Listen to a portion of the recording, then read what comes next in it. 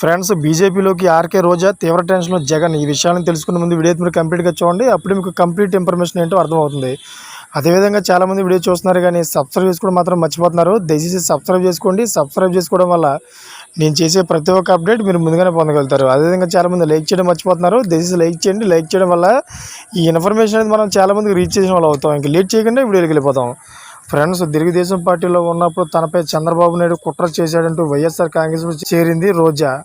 2019 ఎన్నికల్లో నగరం నుంచి ఎమ్మెల్యేగా గెలిచినప్పటి నుంచి చంద్రబాబు నాయుడిని తిట్టని రోజంటూ లేదు. ప్రతిరోజు ఓ ప్రెస్ మీట్ పెట్టి నోటుకొచ్చినట్లు మాట్లాడేది.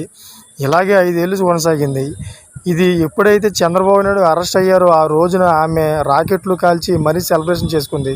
చంద్రబాబుతో జనసేనాని పవన్ కళ్యాణ్ పొత్తు పెట్టుకున్నాడని ఆయన్ని కూడా నానా మాటలు అంది. కట్ చేస్తే మొన్న జరిగిన ఎన్నికల్లో దారుణంగా ఓడిపోయింది. అధికారంలో ఉన్నంతవరకు తెగ ప్రెస్ మీట్లు పెట్టి తిట్టిన రోజా ఓడిపోయాక ఒక సోషల్ మీడియా పోస్ట్ పెట్టిందే తప్ప ఒక్కసారి కూడా మీడియా ముందుకు వచ్చే ధైర్యం చేయలేదు. అయితే ఇప్పుడు ఆమె ప్రయాణం ఎటు, మళ్ళీ జబర్దస్త్ జడ్జిగా వెళ్తారా లేక ఇంట్లోనే ఉండిపోతారా అనే అంశంపై చర్చనీయాంశంగా మారింది. అయితే ఎన్నికల ముందే రోజా దగ్గర బిగ్ ప్లాన్ ఉంటూ తెలుస్తోంది. ఎన్నికల్లో తాను ఓడిపోతానని ముందే తెలియడంతో భారతీయ జనతా పార్టీలో చేరేందుకు సన్నాహాలు చేస్తున్నట్లు సమాచారం.